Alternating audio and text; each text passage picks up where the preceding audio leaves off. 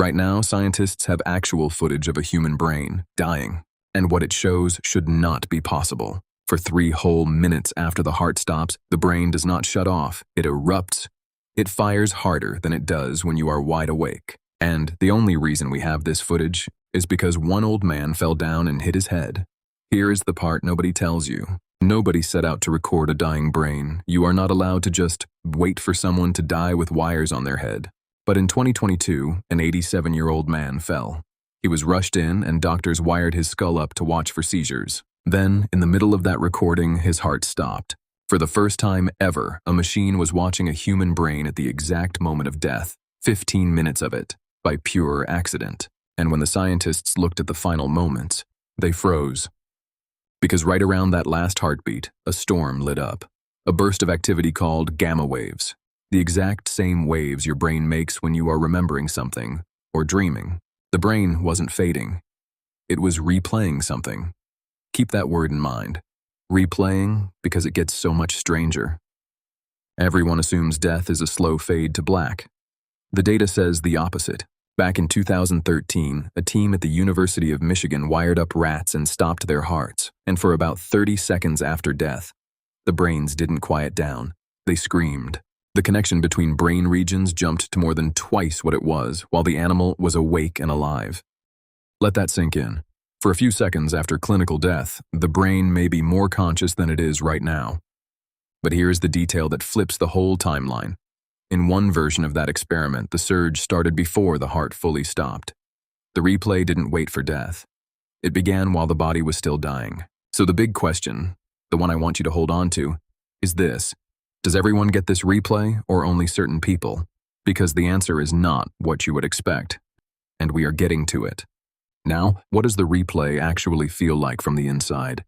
We can't ask a dead person, but we can ask the people who came back. And they all say the same thing. You have heard the cliché. Your life flashes before your eyes, like a movie. Beginning, middle, end. That is wrong. A study out of Hebrew University sat down with people who lived through it. There was no order, no timeline, no sense of time passing at all. They described everything happening at once, like a collage of your entire life, hitting you in a single instant. But that is not the part that haunts people. The survivors describe reliving their memories from the other person's point of view. That cruel thing you said to someone years ago, you don't just watch it, you feel it. You feel it land as them. No courtroom, no voice telling you that you did wrong, you just feel it, and you judge yourself. And here is what almost nobody reports feeling in that final replay. Your job, your money, your success. Across these accounts, wealth barely shows up at all. The deepest regret is always the same. The moments you could have been kind and weren't.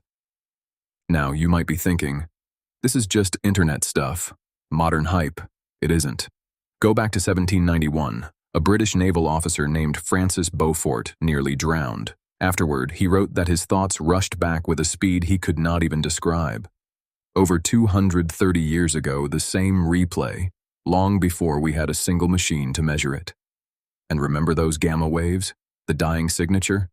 Here is the unsettling part. Your brain makes that exact pattern in 2 other moments, when you are deep in memory and when you are dreaming vividly, which means death might not feel like an ending at all. It might feel like the most real dream you will ever have, one you cannot wake up from. So, back to our question. Does everyone get the replay? Honestly, we don't know yet. In that key human study, only some of the brains lit up. The scientists admitted openly. It might be universal, or it might not be, but here is why this stops being just a mystery and starts being a real problem. If the brain stays active and connected for minutes after the heart stops, then when is a person actually, truly dead? The lead researcher said it directly. This challenges the very definition of death, including the timing of when we take organs for donation. That quiet moment we call death may not be a moment at all. It might be a doorway. And the light show on the other side might just be your entire life playing one last time. If this rewired how you think about that final moment, you already know what the next video does. I'll see you there.